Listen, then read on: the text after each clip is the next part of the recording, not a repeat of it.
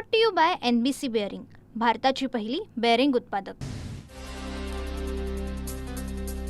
धाराशिवमध्ये आत्महत्या केलेल्या अडत दुकानदाराकडे शेतकऱ्यांचे जवळपास 14 कोटी अडकले। 600-700 शेतकऱ्यांच्या सोयाबीनचे पैसे अडकलेत। शेतकऱ्यांचा धाराशिव मार्केट कमिटी समोर गोंधळ, जिल्हाधिकाऱ्यांना निवेदनही दिलं। जालन्यामध्ये ऊसाच्या दरवाढीसाठी शेतकऱ्यांच्या जनजागृती बैठका। अंबड, घनसावंगी या तालुक्यातल्या 20 गावांमध्ये बैठक। ऊसाला पहिली उचल 3200 रुपये देण्याची मागणी। येत्या 7 दिवसांमध्ये दर जाहीर न झाल्यास तीव्र आंदोलन छेडण्याचाही दिला इशारा। वर्ध्याच्या आर्वी तालुक्यातील दहेगाव या शिवारामध्ये रानडुकरांचा धुमाकूळ, वन्य प्राण्यांच्या उपद्रवानं तूर पिकाचं नुकसान। वन्य प्राण्यांचा बंदोबस्त करण्यासह तातडीने नुकसान भरपाई देण्याची शेतकऱ्यांची मागणी। जळगावच्या चाळीसगाव तालुक्यातल्या CCI केंद्रावरती कापसाची खरेदी सुरू। कापूस खरेदीची मर्यादा वाढवली, त्यामुळे शेतकऱ्यांना मोठा दिलासा। आतापर्यंत 2500 शेतकऱ्यांनी केली आहे नोंदणी। जळगावच्या भुसावळ तालुक्यातील वांझोळा शिवारात वन्य प्राण्यांचा हैदोस। वन्य प्राण्यांकडून रब्बी पिकांचं मोठ्या प्रमाणात नुकसान, उपाययोजना करण्याची शेतकऱ्यांची मागणी। गोंदियामध्ये शासनाच्या धान खरेदीचं अर्ध उद्दिष्ट पूर्ण। जिल्हा मार्केटिंग फेडरेशनकडून 6,53,779 क्विंटल धान खरेदी। शेतकऱ्यांच्या 154 कोटी रुपयांची धान खरेदी। वाशिम कृषी उत्पन्न बाजार समितीमध्ये 350 क्विंटल हळदीची आवक, तर कांडी हळदीला प्रति क्विंटल 12,350 ते 14,500 रुपयांचा दर। हळद उत्पादक शेतकऱ्यांमध्ये समाधानाचं वातावरण। पुण्याच्या चाकण उपबाजारामध्ये कांद्याची आवक घटली, त्यामुळे कांद्याच्या दरात वाढ। शेतकऱ्यांना काहीसा दिलासा मिळाला। सोलापूरच्या करमाळा तालुक्यातील शेळगाव वांगीमध्ये केळी संशोधन केंद्र उभारण्यात यावं। खासदार धैर्यशील मोहिते पाटील यांची केंद्रीय कृषी मंत्र्यांकडे मागणी। शिवराजसिंह चौहान यांच्याकडून मागणीपूर्ण आश्वासन। धाराशिवमध्ये शिंदे सेनेकडून पूरग्रस्तांना 101 गीर गाईचं वाटप। उपमुख्यमंत्री एकनाथ शिंदे, परिवहन मंत्री प्रताप सरनाईक यांच्या हस्ते ऑनलाईन पद्धतीने वाटप। सोलापुरात जनहित शेतकरी संघटनेच्या आंदोलनाला यश। आंदोलकांच्या सर्व मागण्या मान्य करत साखर आयुक्तांचे जिल्हा प्रशासनाला आदेश। ऊसाला 3,500 रुपये दर जाहीर करावा, अन्यथा कारखाने बंद पाडण्याचा दिला होता इशारा। अहिल्यानगरच्या संगमनेरमध्ये जवळे कडलक गावामध्ये बिबट्याच्या हल्ल्यामध्ये 4 वर्षीय चिमुकल्याचा बळी। चिमुकल्याचे नातेवाईक आणि ग्रामस्थ संतप्त। अखेर नरभक्षक बिबट्याला ठार मारण्याचे आदेश। पुणे जिल्हा नियोजन समितीमधून बिबट्याच्या उपाययोजनेसाठी 13 कोटी देण्यात आले, तर यातून पिंजरे खरेदी जवळपास 68 बिबटे जेरबंद। सांगलीच्या कडेगावमधील देवराश्रयत एकाच ठिकाणी 4 बिबट्यांचा वावर। बिबट्याचा शेतकऱ्यावरती हल्ल्याचा प्रयत्न, श्वानामुळे वाचला शेतकऱ्याचा जीव। नाशिकमध्ये वृक्ष लागवडीच्या तयारीला सुरुवात। मंत्री महाजनांच्या हस्ते उद्या वृक्ष लागवड केली जाणार। मखमलाबाद परिसरामध्ये पहिल्या टप्प्यात 500 झाडं लावली जाणार। हरित लवादा याचिकाकर्ते अॅडव्होकेट श्रीराम पिंगळे वृक्षांच्या पाहणीसाठी आता तपोवनात। तपोवन या ठिकाणच्या वृक्षांच्या संदर्भात हरित लवादानं केलेली याचिका। यावेळेस पर्यावरण प्रेमींकडून श्रीराम पिंगळे यांचा सत्कार। अहिल्यानगरच्या केडगावमधील पाणी टंचाईवर महापालिकेकडून तोडगा। केडगाव उपनगराला वाढीव 12 लाख लिटर पाणी पुरवठा केला जाणार। गेल्या 6 महिन्यांपासून केडगावला पाणी टंचाईचा सामना करावा लागतोय।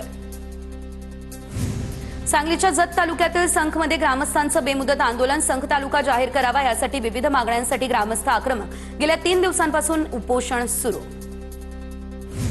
नागपुरातील यशवंत स्टेडियमवर शिक्षकांचं विविध मागण्यांसाठी आंदोलन। शालार्थ ID घोटाळ्याचा आरोप असलेल्या शिक्षकांचं वेतन थकवलं। आंदोलनादरम्यान 2 ते 3 आंदोलनकर्त्यांची प्रकृती खालावली। मागण्या पूर्ण झाल्या नाही म्हणून आंदोलक झाले आक्रमक।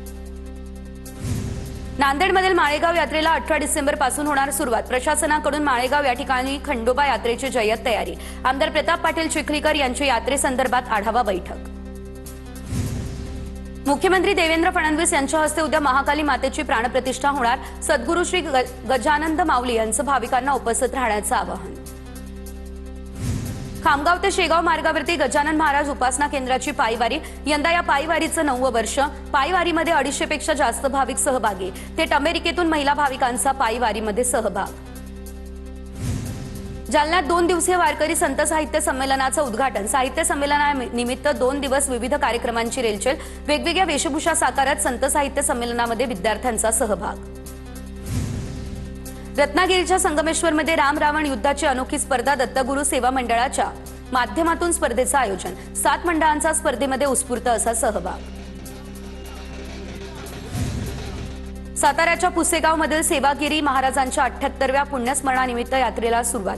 14 ते 24 डिसेंबर दरम्यान यात्रा चालणार. 18 डिसेंबर रोजी विविध स्पर्धा आणि कार्यक्रम घेतले जाणार अशी माहिती. मुंबई गोवा महामार्गावरील चिपळूणमधल्या उड्डाणपुलाचं काम संथ गतीने सुरू, त्यामुळे वाहन चालकांना नाहक त्रास. सध्या सर्व्हिस रोडवरूनच वाहतूक सुरू. कोकण आणि पश्चिम महाराष्ट्र आता रेल्वे मार्गांनी जोडला जाणार. वैभववाडी कोल्हापूर रेल्वे मार्गासाठी भूसंपादनाचे आदेश. मंत्री नितेश राणे आणि मुख्यमंत्र्यांच्या बैठकीत निर्णय. या रेल्वे मार्गासाठी अंदाजे 3,411 कोटी रुपये खर्च अपेक्षित. सोलापूरच्या करमाळा तालुक्यातील केम या ठिकाणी साठवण तलावाचं काम निकृष्ट झाल्याचा स्थानिकांचा आरोप. चौकशी करून अधिकारी कंत्राटदार यांच्यावरती गुन्हा दाखल करण्याची केली जाते मागणी. रत्नागिरीमध्ये INS ओल्ड विक्रांत जहाजाची 35 फूट प्रतिकृती. दी मॉडेल क्राफ्टच्या टीमने अवघ्या 22 दिवसांमध्ये विक्रांत जहाजाची प्रतिकृती केली तयार. विक्रांत जहाजाची ही भारतातील सर्वात मोठी पहिली प्रतिकृती आहे. मालवणच्या चिवला बीचवरती सागरी जलतरण स्पर्धेचं करण्यात आलं आयोजन. स्पर्धेत 1500 स्पर्धकांचा सहभाग. स्पर्धा बघण्यासाठी मालवणच्या चिवला बीचवर मोठ्या प्रमाणात नागरिकांची गर्दी.